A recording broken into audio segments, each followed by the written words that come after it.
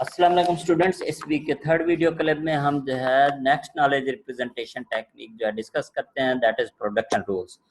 ये बहुत important knowledge representation technique है, especially to represent the procedural knowledge, operational knowledge. अगर आपने फंक्शनैलिटी को, दुनिया में अगर कोई काम हो रहा है उसे अगर आपने रिप्रेजेंट करना है तो उसके लिए आप देखेंगे कि प्रोडक्शन रूल जो है बहुत यूजफुल टेक्निक है। और आगे जो केस स्टडी डिस्कस करेंगे उसमें भी हम जो है देखेंगे कि रूल्स की फॉर्म में जो है वो रिप्रेजेंट किया गया नॉलेज को।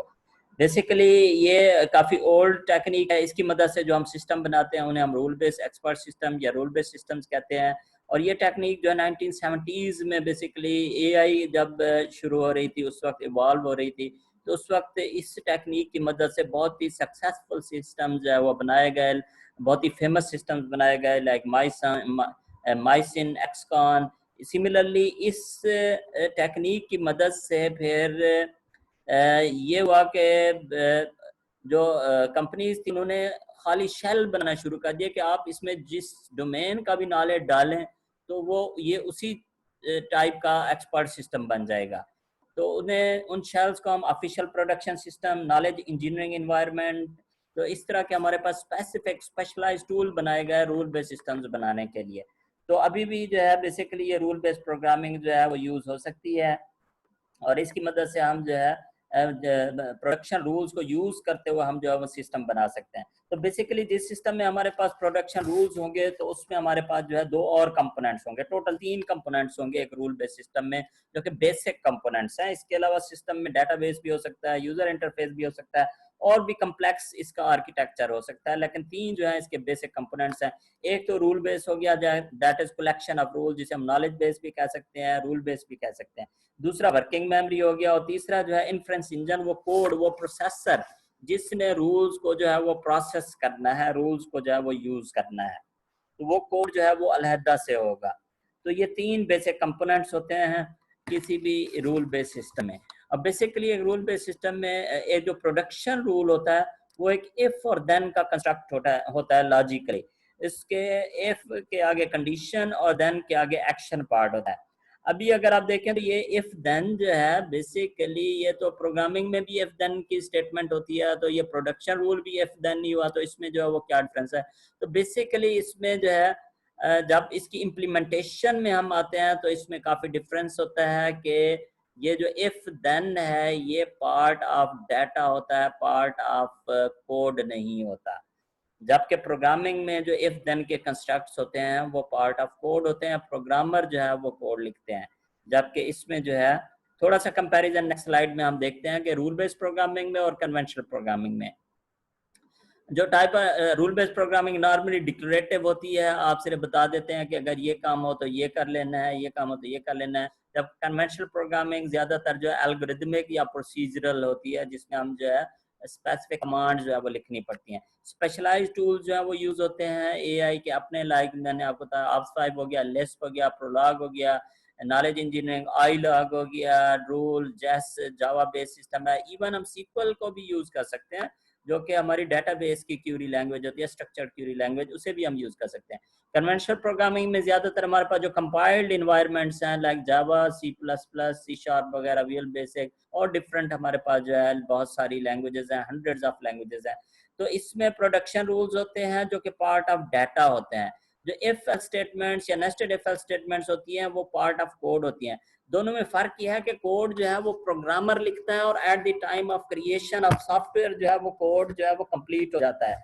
जबकि अगर आपने मजीद उसमें business logic in the form of if else construct उसमें इंक्लूड करनी हो तो फिर आपको जो है रिकम्पाइल करना पड़ेगा कोड को। जबकि डाटा जो है वो रन टाइम पे जो है वो एड अप होता जाता है, इनहेंस होता है, चेंज होता है रन टाइम पे। आपको ना ही एग्जीक्यूटेबल फाइल दोबारा रिकम्पाइल करनी पड़ती है, ना ही दोबारा डिस्ट्रीब्यूट करनी पड़ती है। तो आप अपनी बिजनेस लॉजिक को, it is a very flexible and dynamic way of encoding the business logic in the form of production rules instead of encoding the business logic in the form of code, जो कि specific programmer ही कर सकता है। हम जो है इसमें बहुत आसानी से एक फ्लेक्सिबल डायनामिक सिस्टम जो है वो बना सकते हैं। फंक्शन जो है वो आपस में डायरेक्टली बाय नेम जो है वो इंटरेक्ट करते हैं, चाहे ऑब्जेक्ट ओरिएंटेड प्रोग्रामिंग हो या चाहे स्ट्रक्चर्ड प्रोग्रामिंग हो। फंक्शन जो है वो बाय नेम एक दूसरे को कॉल करते हैं, जबकि रूल जो है वो इंटरेक्ट करते हैं with the help of working memory. और ये इजी टू अंडरस्टैंड है अगर समझ आ जाए, और इजी टू यूज है, बहुत ही फ्लेक्सिबल है, क्योंकि सारी चीज़ आपके पास डाटा में होती है, कोड में नहीं होती। यहाँ पे जो है ये डिफिकल्ट टू चेंज होता है अगर आपकी कंडीशंस थोड़ा सा भी ज्यादा होती हैं। लेट्स से अगर 10-20 की बजाय अगर हंड्रेड्स में चली जाती हैं कंडीशंस, तो फिर प्रोग्रामर भी जो है वो सारे चेक्स, वो सारी आपकी कंडीशंस जो है वो नहीं लगा सकते फ्यू हंड्रेड्स में। जबकि आपके रूल बेस्ड सिस्टम में hundreds of rules, production rules, जो बिजनेस लॉजिक के रूल्स होते हैं, उनको आप बहुत ही आसानी से ना सिर्फ इंपोर्ट कर सकते हैं बल्कि उन्हें आप मैनेज भी कर सकते हैं। तो ये एक स्पेसिफिक टाइप ऑफ यूँ समझे कि एआई सॉफ्टवेयर होती है, जो हम रूल, जिसे हम रूल बेस्ड सिस्टम्स भी कहते हैं, जो हम बनाते हैं प्रोडक्शन रूल्स की मदद से। इसकी हम जो है इस वीक में हम दो एग्जांपल्स करेंगे। पहली एग्जांपल हम जो है नेक्स्ट स्लाइड में देखते हैं एरिया ऑफ सर्कल की। अगर एरिया ऑफ सर्कल का प्रोग्राम हमें conventional programming C plus plus में कहा जाए, तो आप जो है इसे बहुत सारे तरीकों से आप बना सकते हैं। इवन इस प्रोग्राम के लिए आप हंड्रेड्स ऑफ वर्जन जो है वो आप लिख सकते हैं। सारा कोड मेन के अंदर लिख दें, आप 3 फंक्शन बना लें, 2 फंक्शन बना लें, 1 फंक्शन बना लें। मैंने जो है यहाँ पे 3 फंक्शन बनाया कि ये एरिया का फंक्शन कॉल करता है। एरिया का फंक्शन हमारे पास जो है, यहाँ पे हम इसे आउटपुट का फंक्शन कह देते हैं, यहाँ पे थोड़ा मिस्टेक हो गया है, एरिया में आउटपुट का फंक्शन ये कॉल करता है। आउटपुट का फंक्शन कैलकुलेट को कॉल कर रहा है, कैलकुलेट का फंक्शन जो है वो इनपुट फंक्शन को कॉल कर रहा है, और इनपुट फंक्शन जो है वो यूजर से इनपुट लेगा, वो पास करेगा वैल्यू इधर आएगी, यहाँ पे एरिया कैलकुलेट करेगा, वो पास करेगा, या कैलकुलेट यहाँ पे रिटर्न करेगा आउटपुट में। और ये आउटपुट जो है, यहाँ टाइपिंग मिस्टेक हो गया है, यहाँ पे जो है हमारे पास क्या होना चाहिए, एरिया का जो है, सॉरी एरिया कह रहा हूँ, ये आउटपुट वाला ये वाला फंक्शन जो है या मेन में कॉल होना चाहिए। तो ये हमारे पास जो है एट द एंड, इसमें बाय नेम जो है फंक्शंस एक दूसरे को कॉल कर रहे हैं। तो ये आपने जो है कई दफ़ा इस प्रोग्राम को आपने बनाया होगा शुरू के सेमेस्टर्स में। अभी हम इसी काम को करने का दूसरा तरीका देखते हैं कि with the help of production rules जो है ये हम काम कैसे कर सकते हैं। तो हमने जो है 3 रूल्स बना लिए, एक इनपुट के लिए, दूसरा कैलकुलेट करने के लिए एरिया, और तीसरा जो है वो आउटपुट करने के लिए। तो अभी हम जो है नेक्स्ट स्लाइड में देखते हैं कि ये जो है किस तरह से रूल्स जो है काम करेंगे कलेक्टिवली। और अगरचे इनके नाम मौजूद हैं, लेकिन ये बाय नेम एक दूसरे को कॉल नहीं करते। ये इसका नाम इनपुट रूल है, ये कैलकुलेट रूल है, और इसमें रूल में ये कंडीशन पार्ट है, ये एरो पार्ट है कंडीशंस को और देन पार्ट को सेपरेट करने के लिए।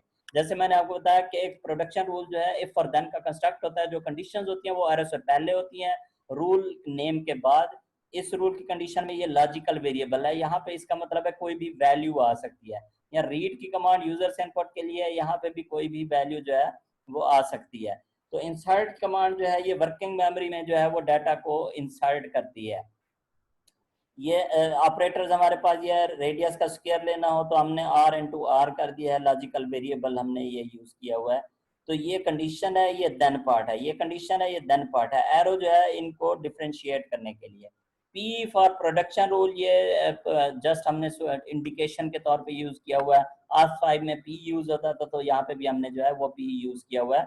P फॉर प्रोडक्शन रूल, ये रूल का नाम हो गया, ये कंडीशन हो गई, ये एरो हो गया just to differentiate between conditions, just to separate conditions from then parts। तो ये जो है then parts हो गया। इस तरह हमारे ये 3 रूल जो है ये हमने बना लिए हैं। अभी हम देखते हैं नेक्स्ट स्लाइड में कि ये तीनों रूल जो है ये किस तरह से जो है ये काम करते हैं, और किस तरह से हमें एरिया ऑफ सर्कल जो है वो कैलकुलेट करके दिखाते हैं। तो ये हमने साइड पे रूल लिखे हुए हैं। तो सबसे पहले आउटपुट, ये हमारा कमांड प्रॉम्प्ट है, यहाँ पे हमें इंसर्ट करना चाहिए, जो कि हमारा स्टार्टिंग रूल है। उसका जो कंडीशन है वो एक कांस्टेंट सिंबल है स्टार्ट का, उसे हम डेलिब्रेटली इंसर्ट की मदद से वर्किंग मेमोरी, ये हमारी वर्किंग मेमोरी है, तो इसे हम इंसर्ट की मदद से डेलिब्रेटली वर्किंग मेमोरी में हम जो है इसे इंसर्ट कर देते हैं। तो ये हमारे पास जो है ये स्टार्ट का सिंबल इंसर्ट हो गया। अब रूल बेस्ड सिस्टम को रन करने का तरीका ये है कि इसमें हम जो है रन की कमांड एग्जीक्यूट करते हैं R5 में। तो ये सारे रूल्स 1 बाय 1 ट्राई होना शुरू हो जाते हैं। जिस रूल की कंडीशन ट्रू होगी, ये रेडियस और आगे कोई भी वैल्यू हो सकती है, यहाँ पे रेडियस और कोई वैल्यू नहीं है मेमोरी में, ये कंडीशन फॉल्स, ये भी फॉल्स।